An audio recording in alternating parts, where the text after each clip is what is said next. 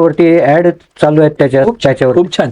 Really it's a honour, पण खूप चांगली गोष्ट आहे. तुम्हाला SIP विषयी काही सांगायचं आहे का आपल्या प्रेक्षकांची? SIP माहिती आहे तुम्हाला? हो, माहिती आहे. SIP चा अर्थ सिस्टमॅटिक इन्व्हेस्टमेंट प्लॅन. बरोबर आहे. तर आजकाल मुलं तर करतात, तुम्ही पण करत असाल, तर मुलं सगळ्यांनी करायला पाहिजे की नाही?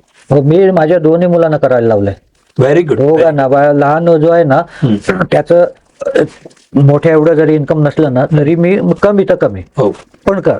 इन्कम वरती काही नसतं. काय नाही. इन्कम कमी जास्त, लोक सेव्हिंग किती शेवटी at the end of the day किंवा 10 वर्षांनी ते माहिती पडतं मग वाचवले किती. 1,000 नाही महिन्याला टाकू शकत काय? इट इज सेड ना की किती तुम्ही खिशात, तुम्ही अर्न लाईफ मध्ये किती केल्यापेक्षाही तुमच्या पाकिटात नंतर शेवटी किती आहेत ते महत्वाचे. बरोबर. अगदी बरोबर.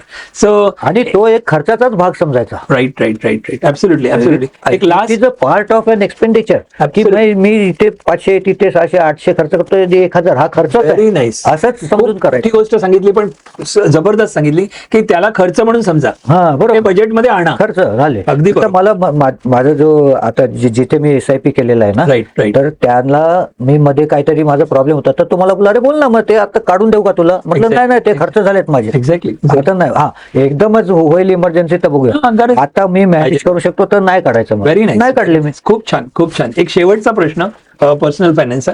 एक मोठी मिस्टेक फायनान्शियल प्लॅनिंग मध्ये किंवा फायनान्शियल मध्ये लोक करतात, ती काय असू शकते? नॉर्मली काय करतात लोक मिस्टेक पैशाच्या रिलेटेड? एक सगळ्यात मोठी, प्रत्येक जणांचे वेगवेगळे अनुभव, पण एक मोठी मिस्टेक कॉमन जी तुम्ही ऐकली असेल किंवा आपल्या बाबतीत पण, हा स्वतःच्या बाबतीत पण झालं असेल तर जर इच्छा असेल तर सांगू शकलात तर? नाही, किंवा कसंही म्हणजे सांगायला काय हरकत आहे? लोकांना जागृत करायसाठी, त्यांनी म्हणजे दुसऱ्यांना शिकायला म्हणून. हो काय आता किती झालेत अशा. आता काय म्हणतात ना, कोणी रॉंग ऍडवाइस दिला पण एकदम भुरळ पाडली. बरोबर. आपण होतं चला टाकूया पैसे, टाकले गेले.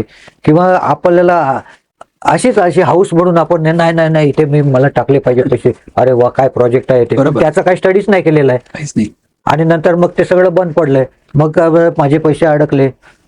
बरोबर. 10 लाख अडकले माझे, कोणी बोलतो 12 लाख अडकले, माझे पण अडकलेत. पण काय करणार की मग आपल्याला ना नंतर आपल्याला असं सुचतं की अरे हे 12 लाख आत्ता माझ्याकडे जर असते तर मी काय केलं असतं. बरोबर बरोबर. हे जेव्हा मग नंतर पछतावायचं कशाला, त्यापेक्षा आधी नीट स्टडी करा. बिलकुल बिलकुल. नीट आधी पण बोललो ना मी, नीट स्टडी करा, चांगला इन्फ्लुएन्सर पकडा आणि राईट ऍडवायझर गाईड पाहिजे. जसं एक शेवटचं म्हणजे म्हटल्याप्रमाणे ह्यालाच कनेक्टेड की आजकाल डबल